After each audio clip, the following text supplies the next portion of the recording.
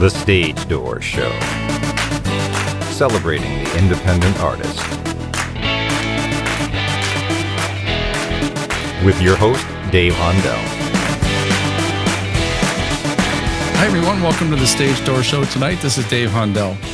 Tonight I have with me a wonderful writer, producer, director, and actor who has a new film out entitled Cold Blows the Wind, out in several streaming platforms. And you've seen her also in shows like Dexter, Days of Our Lives, Friday the 13th, Obsession, and so many more. So I'd like to bring her in right now. So please welcome Victoria Vertuga. How you doing, Victoria? I'm doing great. And you got my name right. I love it. Thanks for having me.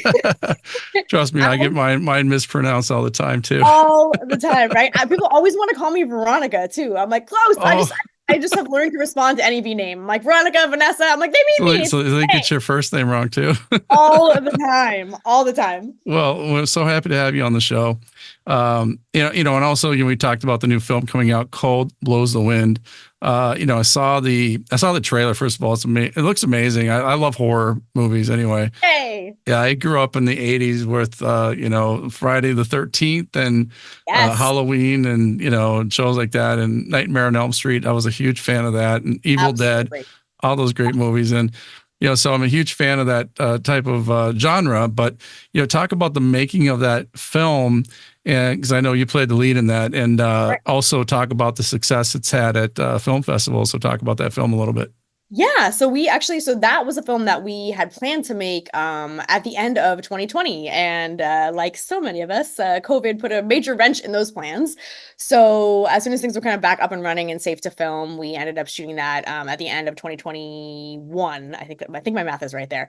So we shot that over 17 days. It was all night shoots, which was, always an adventure. And it was just a very challenging, project because just everything that could go wrong went wrong, right? Which is the nature of producing so much. But I'd been really lucky. The previous project that I had done was just like super smooth sailing. So then this one, it was like, we're gonna get shit this time with all the things. So we had we literally, our location burned down 2 weeks before filming. Oh my God.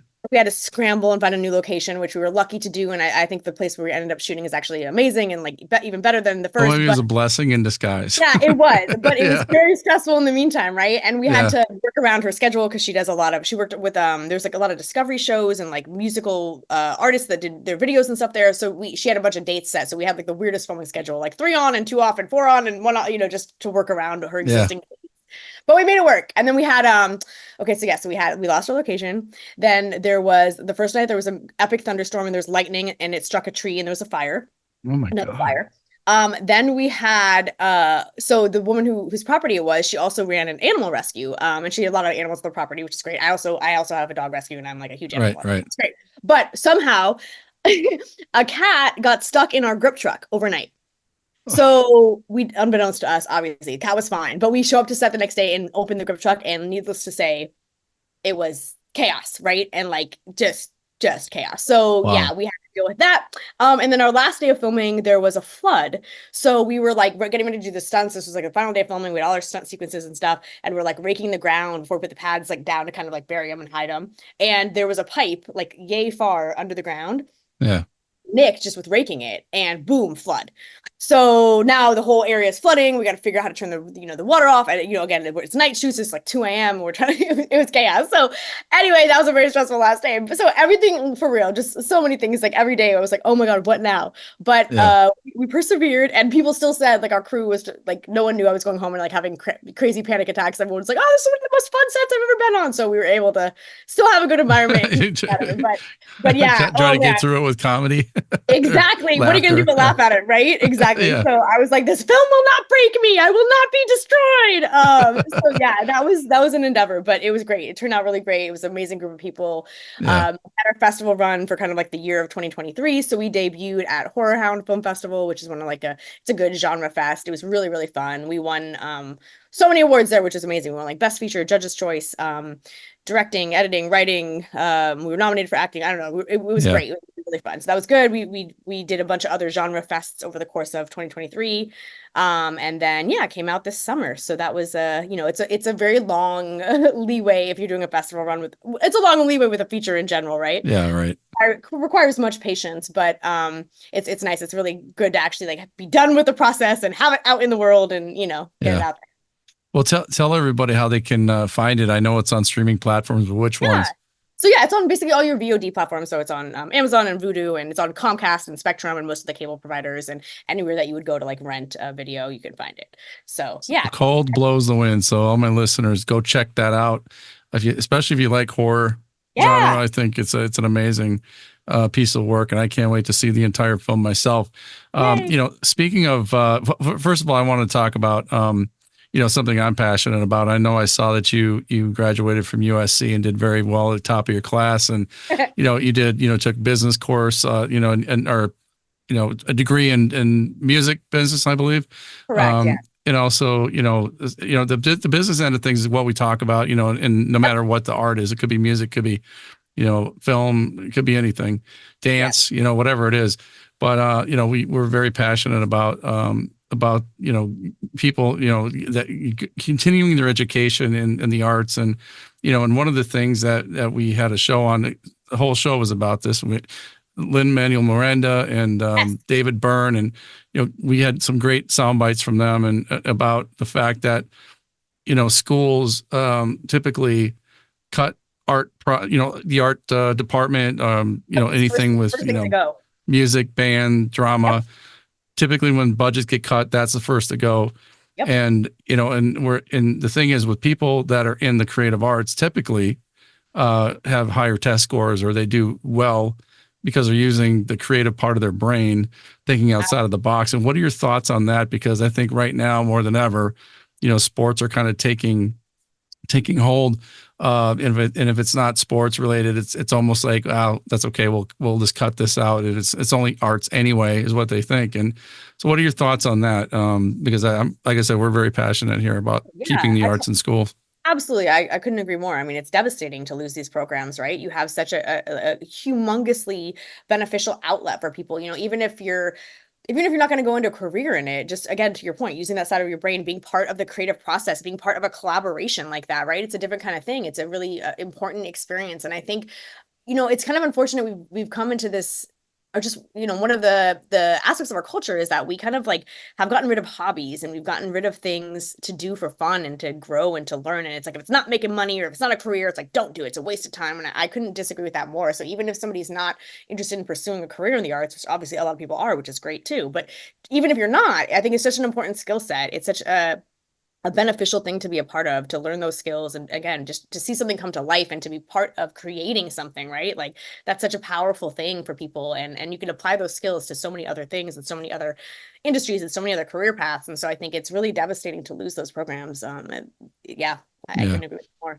I just wanted to get your take on that, because I think that's an important thing, especially with kids that, maybe go to public school, maybe they don't have, their latchkey or whatever, their mom and dad, or they're working, and when they get off of school, they don't have anybody to go home to.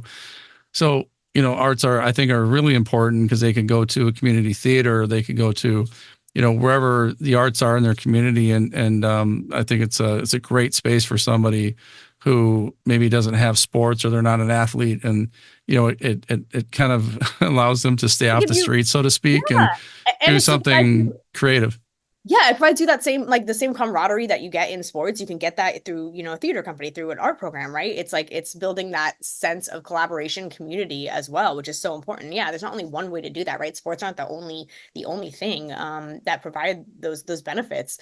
Part of being a team, everyone leaving their stamp on something, working together, creating something, goals together. That's all super, super important. Plus, just using that part of your brain, right? And having an outlet, having another way to communicate, having another way to express yourself. All those things are hugely important. When did you start? Did you start writing first, or did you start acting first? What was your first endeavor? Yeah, it's hard to answer that. I'm always kind of a person who does all the things all the time. But so I So I grew up with a very eccentric family on my dad's side that would do these like talent shows all the time, like our family talent shows like every summer. And my grandma would like pick a play and assign all the cousins like roles in the play, and then everyone was very musical. Like my uncle was a composer and a conductor, and like everyone was just whatever. So we'd sing and we'd do music and we'd have these plays. So like I was around that kind of wacky family vibe for forever. I always have written. Initially, I did a lot of poetry and like short stories and stuff. So screenwriting is obviously its own beast, and very technical, very specific art form. So that is newer to me than writing. But I've always been writing. I used to write songs. I composed music. And then yeah, so the acting thing, I performed, in plays again with my family and in school, and then kind of felt just kind of continued to do that and did a lot of commercials and stuff like that, and then I resisted it for a minute. So I resisted like the life of like a full-time artist and performer. So when I graduated school, my degree is in music business, which is like USC is great because it has a lot of like very entertainment focused programs that are kind of unique. So that was a really cool program. I had a built-in business minor, and then I also minored in theater and communications. And I was like, okay, maybe I'll work on the business side of entertainment, and maybe that will be like a happy medium, right? I'm like in the business, but it's stable and it's secure and all those things that I thought would be really important to me. But I hated it. Oh, I hated it so much. I really learned, I had to learn that lesson the hard way. It's great. I'm super glad I did it because I had to learn, right? I thought that stability and security would be more important to me, but I learned that freedom is like way, way more important. And just the monotony of an office job is not for me. It makes me cuckoo for Cocoa Puffs. I need way more stimulation. I need way more variety in my day. So I learned by figuring that out. So that was really good. So that kind of, I had a terrible job. That was just miserable, and I absolutely hated it. And it was great because it really gave me the impetus to like pursue the thing I really had wanted to do anyway, which was acting. So motivation. Yeah, exactly. Good motivation. So yeah, so acting kind of came first in that realm. And then I got kind of disappointed and disillusioned with a lot of the roles I was going out for. I say I got sick of playing hot blonde, dumb blonde, and hot dumb blonde. So I, by necessity, I was like, well, if these are the only things I'm getting opportunities for and I want something interesting and rich and dynamic, I guess I got to write it myself, right? So then I started writing, and then all the other things that follow, right? Then you learn how to direct, and you learn how to produce, and you learn all the hats. And so yeah, it's great. What I love about it is I think each step has made me better at all the other things. I was just going to say the same. I was just going to ask that question. So I'm glad you brought that up, because sometimes we have people, it's kind of a natural progression to be an actor, but also, to go into the producing role and the directing role, and it's kind of a natural thing. But a lot of people I talk to, when they get into the producing and the directing piece, it actually makes them a better actor because they understand the behind the scenes, and they're understanding, well, this is why they're making me do this and this and this, because it makes their job easier. So it does help, I think, to have all those disciplines. What do you like the best? I mean, what do you kind of are drawn to the most? Yeah, I still think acting is my, I all the other things I do are really so that I can act more, right? Like, when you really think about it, because I just love that. But that being said, okay, writing is hard. So I hate writing, but I love having written. So I think I'm the most proud of the writing, and I think the writing feels the most vulnerable to me because it's such, it's a baby that you birth creatively. So I think the writing is like the most challenging, and so the most fulfilling in that way. But I think the acting is, my first love and the fundamental thing that I enjoy the most, if that makes sense. But yeah, to your point, like it absolutely, like understanding all the components that go into it just make you a much smarter and a much more empathetic collaborator, right? You understand all the processes, you understand all the positions, and you understand what people need. And so that makes you better at whatever it is you're doing. And it makes you, easier to work with because you know what people need, you know what they're going through, you know what that process entails. And so it gives you an awareness of the whole picture. And I think that's great. Writing made me a better actor, directing made me a better writer. If you understand the editing process, it makes you a better director. All those things come into play. And I think it's really beneficial because whichever one you decide to do, it's like, those skills don't go away, right? You have all of that, and you can bring it whatever piece that you are using.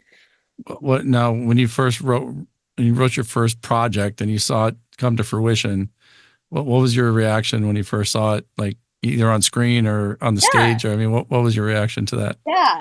So the first thing that I put out there was probably my web series called Disgraced. So that had a big festival run, but right around COVID, unfortunately. So a lot of the stuff was virtual, and we didn't get to see it in person as much. There were a few things I got to sneak into in person, and it's always great to see your stuff in an audience. But I was surprised, being an actor, it's you up there, and you a lot of people think that that seems very vulnerable, and I suppose it is vulnerable to act. But when it's like your baby and it's like you wrote it, you created it, you're starring in it, it's like so much you. I was surprised how vulnerable it felt to like put that out there and have people watch it and see how they receive it, and hope people connect with it and stuff. So that was it's a very again vulnerable but very exciting process. It's really cool. It's amazing when people send you these, like, they connect with something you've done or they really love it, and when it's funny and you get the laughs and all that kind of stuff, it's like so gratifying to see that. It's great. Yeah, and then the other thing, I saw that you did some work at Second City, and I'm a huge fan of improv because I think that actors that have improv also, I think, have a leg up on other actors that don't have improv, and for several different reasons. But I think it helps you think on your feet, it helps you pivot when you have to, and make better choices as an actor. So what are your thoughts on that as well? Totally agree. Yeah, what you're saying is absolutely right. Yeah, it helps you be more free in the moment, not, roll with the punches, which is a good metaphor for literally everything, especially producing. Like I said, what can go wrong will go wrong, right? So same thing on set. You're always like having to creatively problem solve and roll with the punches, and how can we, this isn't going to work, so how do we do this? So I think those skills apply in so many ways. I also think one of my favorite, or rather, like, one of the most important things I think as an actor is that you cannot, I don't want to cuss on your thing. Am I allowed to cuss on this? Sure, of course. Okay. Just making sure. Like, I have such a potty mouth. I'm the worst. But like, I think not giving a fuck. And what I mean by that is, like, you have to go there, right? You have to, like, you can't be worried about what people are thinking of you or how you're going to be received or whatever. You have to not give a fuck and go there. And I think improv is another way that teaches you and reinforces that skill, right? You can't be afraid to look silly. You can't be afraid to fail. You can't be afraid to look stupid. You can't give a fuck. You have to just be totally willing to dive in all the way, like the commitment that's required. I think those are really important skills, like for everybody, and all, not just actors, for everybody in life. Those are important skills. Yeah, I think, and that's part of the problem. I think people to give too much of a fuck. Yes. And I think, and that's part of the problem, and that's what, being an actor, I think that's what I think I respect the most. I think, because I think when people that have never acted or been to an acting class, that's one thing they teach you almost right away, is to let yourself go and be vulnerable and and act silly, pass the ball around that's not there. And people think they look stupid, but if you lose that insecurity about yourself, you're going to be a much better actor and just a better human being. I think you're going to exactly right. You're going to feel better about yourself. And right now, these days, I think, well, I say these days, it's always been this way, but I think people just care too much about what people think of them. And I think it's freeing when you let that go. And that's why I respect actors so much, because that's something that I think that's a tool that people need to learn just in life. And so I hear a lot of actors talk about that. And I just, like I said, I respect that a lot. The other thing I wanted to ask you about as far as directing goes is, first of all, what was your first job directing? And, I guess for my listeners who want to be budding directors, what kind of process is that? Because there's a lot that goes into it, to be a director, and you have to direct an entire set, not just the actors, but also the people around. And so talk about that process, and what was your first experience with that? Yeah, directing for sure. I kind of, they're like the project manager, right? Or like the captain of the ship. They're steering everything, right? It's their vision, and they're manning all the pieces, and like you said, managing all the crew, doing all the things. So yeah, it's really gratifying. The first thing I directed was a couple episodes of my web series, which was great. It is definitely challenging to be the lead and be producing and be directing, the more hats you're wearing, right? So I think one of the best things you can do is have a really good crew around you that's really supportive, and everyone's really great at their job, because that's one of the things that's so awesome about filmmaking, is how collaborative it is, and how everyone puts their stamp on something, and at the end it's different because of all the marks that people have left, right? So yeah, directing is all the things, right? So you come attached to the project, and you're coming up with a vision for it, how you want it to look, how you want it to feel, what kind of shots you want to have, whether you want a lot of movement or not, or all these things, right? The color scheme, all these things. Obviously the casting process, determining if, a lot of times directors will have a say in who gets cast, because obviously they're going to be working with them, and working with actors is a big part of it. I'm always kind of amazed, to be honest, how many directors are not really very good at talking to actors in the language that they understand. So I think a lot of times when there's somebody who has an acting background or a different kind of background, it's so beneficial, because they speak to actors in a way that makes sense to them, in a way that they can relate to, right? It's not like results driven. Like, I've gotten it's about the choices and the characters and the thoughts and that kind of stuff, right? So that I obviously love that part of it because I, come from an acting background. I also love the coming up with the visuals, and whenever I'm watching stuff, I'm always taking notes of like directors that I like, of episodes of TV. I cannot tell you how many of them have gone on to direct humongous movies and stuff. It's amazing. I have this like, little spreadsheet, and I'll be like, "Oh, this episode of Atlanta, that was so cool." And then, yeah, next thing you know, they're directing some massive box office movie. But yeah, I think I like a lot of movement. I like a lot of yeah, I'm just always watching for things that are interesting, right? That are catching my eye, that are making sense. You don't want it to be distracting, but things that are engaging and compelling and interesting. So that's really cool to kind of come up with a style. It's also really fun as a director. A lot of times in my projects, if it's something I'm producing and working on, obviously we tend to have a smaller budget, so we have more constraints in that way. So it's like a fun little sandbox to play in. Like, okay, we have these limitations. So knowing that we have these limitations, how can I be creative with that? Like, what can I do to make this interesting and dynamic with these limitations that we have? So it can be kind of a fun mental exercise. So I really enjoy that part of it too. So yeah, I mean, I think if you want to be a director, I think watch a lot of stuff, right? Watch things again, be like me, be a nerd, take notes of the people whose style you like, what you liked about it. A lot of directing is coming up with a shot list, right? So you figuring out what shots you need. So that means like you need a wide shot, an establishing shot of the scene to start out, right? And then you need like close-ups or coverage of each actor probably, and then things called inserts. So like if I open a door or I pull something in my pocket, it's like a close-up on the thing that we're looking at. Again, you can be, you have steady cam, do you want movement? So then you have a steady cam, or how can you create that movement if you don't have a steady cam, all the creative ways that indie filmmakers can use to do stuff. So yeah, it's a lot of that, like the visuals, figuring out what your style is, what you like.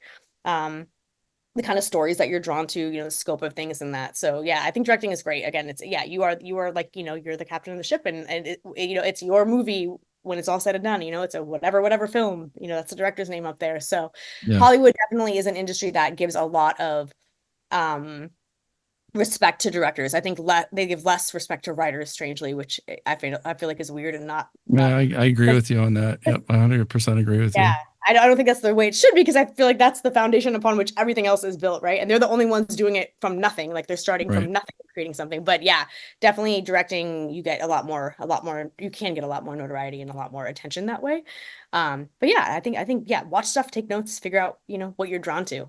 Well, I think, you mentioned something earlier that kind of hit me because, as I said, I was a big, fan of the horror movies, growing up, and, not too long ago, I would say, I don't know, 20, whatever years ago, but the Blair Witch Project, because you mentioned that you got to be creative and think out of the box when you don't have a big budget. And I thought that was genius the way they did it with a low budget, because it made sense. The story, the story was still being told, but it was told realistically, and they didn't have the budget. So why not use a handheld, I mean, camera?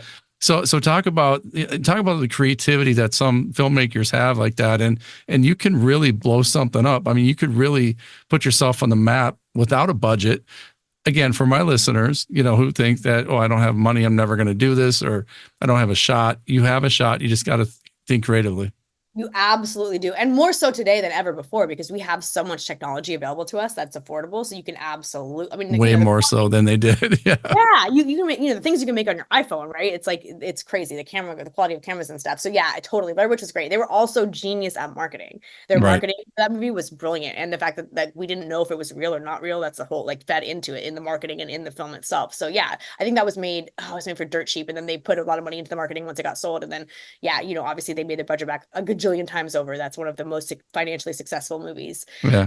But yeah, El Mariachi is a similar thing. Like there's so many filmmakers that have come up with a low budget film, that was made very scrappily. My first feature so when I mentioned Cold Blows the Wind, we were set to make that during COVID, and then COVID happened. So I don't sit still well. So I was like, what can I do during this time? I don't so I want to do something. I want to create, and so many things were on lockdown. So many things were shut down. The industry was totally shut down for months. I still wanted to create. So me and my writing partner at the time, we were like, brainstorming ideas. What can we do that's like mostly me? Because what do I have access to at this time? And so we came up with a movie that was my first feature called Lexi, that I released during at the end of 2020, I want to say. And so yeah, that was we made that for nothing, literally the cost of like a couple props that I bought, and then I ended up hiring 3 actors, and so I paid the 3 actors, but we made that for literally nothing. And that has been very financially successful for us. Obviously, we had a very low bar to clear, but it's not going to be a huge, mega blockbuster. It has this little cult following, and it's doing well. And, we put it out there, and it was fun, and absolutely, yeah.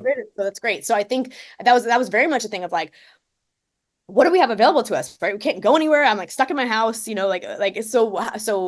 you had to come up with an idea that made sense for the situation that you have. Right. And I think, again, back to my point of like, when you have these limitations, like Blair Witch leaned into their limitations, right? They're like, okay, this is all we got, so how do we make it interesting, right? And sometimes that's the thing. Sometimes you just have to change the way you're looking at something. Sometimes a limitation can be a gift. It can be a stylistic choice. It can lead to something really cool and creative. So I think you just do it. I think there's a lot of reasons to not do something, right? We can always come up with a reason why we shouldn't do it, but just doing it and following through and having something done says so much about you as a person to people. Like, so many people have an idea or they want to do this, but they don't actually get around to doing it. And so I think just for your confidence and your feeling of like, I've done this and I set out to do this and I did it. I think that is so powerful. And I think that like, you got to just go make it, right? It doesn't, and not like, don't let the fear of not being perfect or not being amazing stop you from doing something. No one's stuff is like perfect the first time, right? It's learning. And I think it's so valuable what you get from that, even if it's not something you're proud of 10 years later, but it's like, that got you started, right? That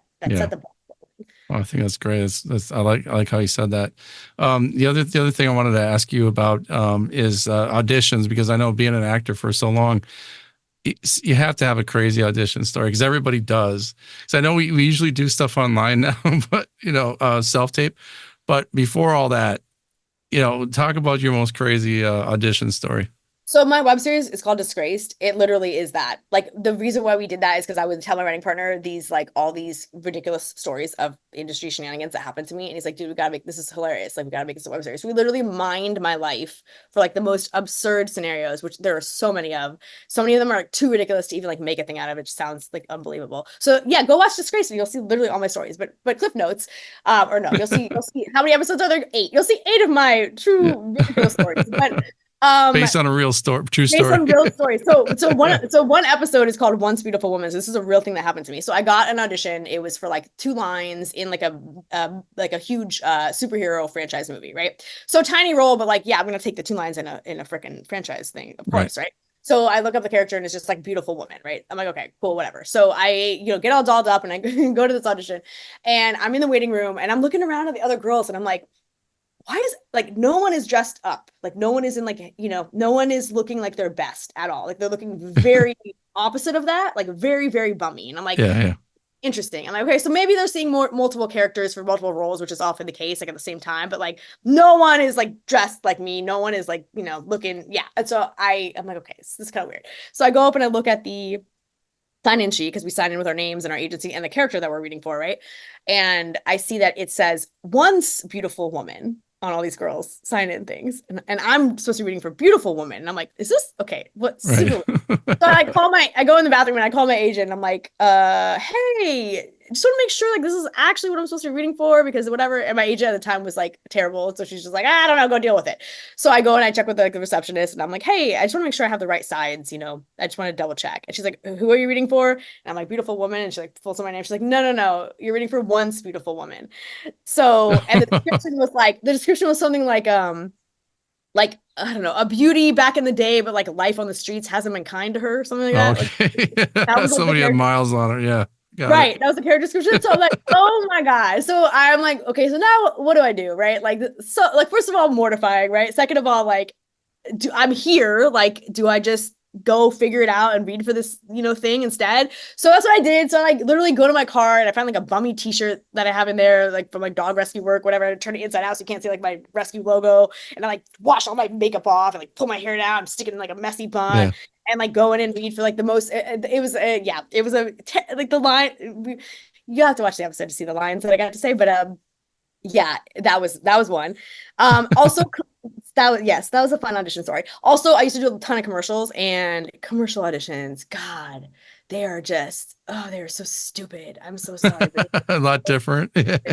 So back in the day when we were in person, they would bring you in like 5 or 10 actors at a time, and they just do, you have to like slate and say your name and show them your hands, and then they'll be like, tell us a joke and laugh at it, or like dumb stuff, right? They just have you do like stupid things. We're like, how is this relevant to like selling yogurt? Yeah. So a few of those. So one time it was for McDonald's fish fillet. So they bring us in like 5, 10 actors at a time, and they're like, okay, everybody flop on the floor like a fish out of water. And that was really our audition. So that's where that acting training comes in. So you're like so many commercial auditions. I'm having these moments where I'm like, what series of decisions led me here to this, life Yeah. choice? What? How did I get here? Yeah. So like that kind of stuff. I had one for Capital One, and it was like for that when Alec Baldwin was Capital One guy, and I was supposed to be like a sexy motorcycle chick or whatever. But they have in the room, they don't have like so they don't have a motorcycle. They don't have like a bike. They have like one of those upright 80s like exercise bikes that are like really high and upright. Yeah. You know what I'm talking about? There's like Right, really, I know what you mean. yeah. So they have that there. And so they want us to like get on the exercise bike as if it's a motorcycle and be like, want to ride? But those things are like tall and really freaking awkward. And like, it's really kind of hard to be like sexy getting on this weird, awkward. Yes, I mean, exactly. So I'm like, why am I doing like, how is this helpful? Right. So I'm like trying to get on this awkward. You're just trying not to fall off of it. Literally in my like heel, my like boots, right? Trying to like, so I'm just like, want to ride on this stupid 80s extra. Like these are the things where you're just like, what? Why? Yeah. How did I get It's probably better to do self-tapes anyway now. Oh my God. At least it's like, at least you have to sit in traffic and like deal with that. Yeah. So, and then there's also just been so many mortifying auditions in terms of like the way that like we glamorize the room now that with self-tapes. Oh, I miss being in the room. And don't get me wrong, I do too. There's an energy feed and like there can be great things about being in the room. Yeah. But there's also like a lot of rude shenanigans that used to go on. So like I literally had an audition. So there was a casting office that like liked my work. And they would bring me in a lot for what we call pre-reads. So this is like when they have a pilot and it's probably going to go to a name, right? Like someone like, but they want to see like a decent actor do it. So they kind of know how it sounds. It's like using auditions as a table read kind of. Yeah. So they'll bring in actors that they know and trust and have them like read the roles and see if they like, and like, you're like technically like you're in contention, but you're not really like, you're not really in contention. But, so I'm in this office doing a pre-read for a pilot. Literally during my audition, like I'm currently auditioning, one of the producers in the back just takes a phone call and is like, oh yeah, so she's in? Okay, cool. So like literally the person the name that they'd offered it to, he's like negotiating her contract, like on the phone in the room. That you're auditioning for? What? Like what? So just that kind of stuff where you're like, oh my, just the demoralizing nature of so much of that is just, that there's been a lot of those kind of auditions too. Where people just that's really sad. I mean, those are the behind the scenes that people don't see. And no. Yeah, I mean that's crazy. Yeah, I mean I've oh my God, there's so many crazy. I like to ask actors their crazy audition stories because everybody has at least one. Oh, people! I feel like we all have like notebooks. What was funny is like when we went to write my web series, when I went to write it, I had to like make a list of like all the stupid things, like not just auditions, other things, and it's like it's funny how much of it you literally block out. Like you like to have any semblance of like self-confidence. You're like, oh yeah, I forgot about this thing and I forgot about that thing. And then when you like make, because that's when I like made a list of like everything for this. I was like, oh my God, this is horrible. Kind of brought back. Yeah. You can't dwell on things like that. Otherwise you'll never move forward. Yeah. You'll never move forward. But yeah, just to see it like on a page, just like a list of all these ridiculous, things. Yeah. Like, wow, that's a lot. That's a lot. What kind of advice do you have for our young listeners out there? I mean, maybe one main piece of advice from your experience so far.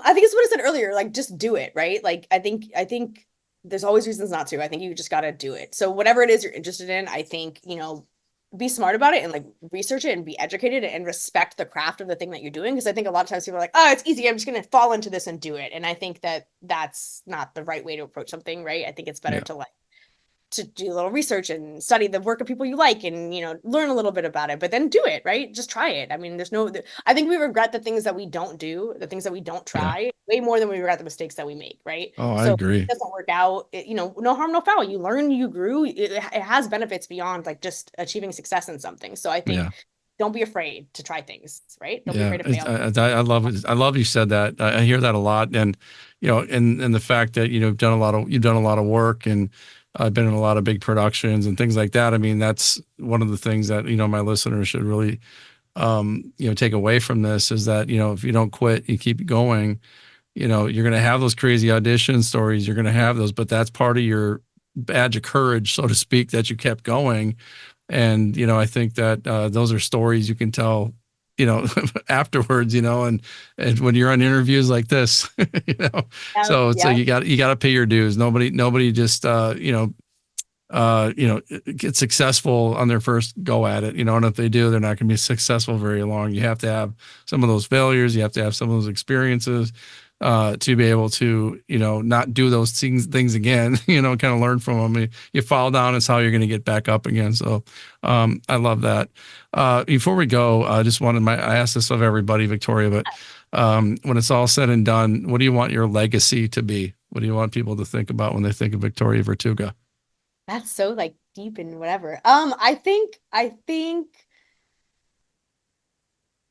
I always just want to be like a source of joy and inspiration. So I think even when I'm like putting my sets together, one of my favorite things about stepping into like creating and producing and having like the power, is that I get to control my set environment, right? I get to treat people the way that I wish I was treated on so many sets. I get to lead with joy because I love this. Like, if we didn't love it, why are we doing it, right? It's fun. We get to play. So I think like having that in the front of your mind all the time and like getting to set the tone with that is just so powerful and so beautiful. So I think it's like, hopefully I created awesome environments and put people together and left it all on the table, Yeah, I love that. And I agree completely, and that's one of the things that I think, everybody can take away from that, just do your best, go above and beyond things that you feel you can do, and you'll reach heights that you never thought you could, that you can hit. So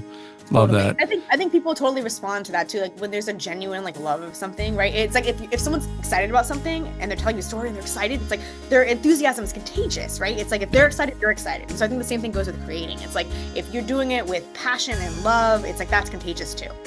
Yep, I agree. Yeah. I agree. VictoriaVertuga.com. You can check out everything. She's got some great photos. She's got a reel on there, resume, your contact information, and make sure you check that out. And again, check out Cold Blows the Wind on streaming platforms right now. And especially if you love horror movies, I do, you got to definitely check that out. So what's next for you? Is there projects you're working on right now? Oh, always projects, always scripts, always everything. So yeah, we'll see. The next little thing I'm going to do is me and the girl who was the stunt coordinator for Cold Blows the Wind, who's amazing. She's awesome. She's a great actress as well. Me and her just wrote a fun little stunt short for the two of us to just entertain ourselves, and we both love doing stunts. So we'll be doing that next, and then always working on scripts and always seeing like what kind of just depends on so many factors of like what shakes out. What ends up next, but always things in the works. So we will see. Well, great. And then also, how do they find you on social media? Yeah, so just my full name on all the platforms. So at Victoria Vertuga on everywhere that, there is, except for TikTok. I'm not. Makes it easy for sure. All right. So at Victoria Vertuga and also VictoriaVertuga.com. Thank you for being on the show, Victoria. It's really been a pleasure and an honor. And, can't wait to have you back and talk about some of the other projects that you have completed down the road. So always welcome back. Thank you so much for having me. It's been so fun.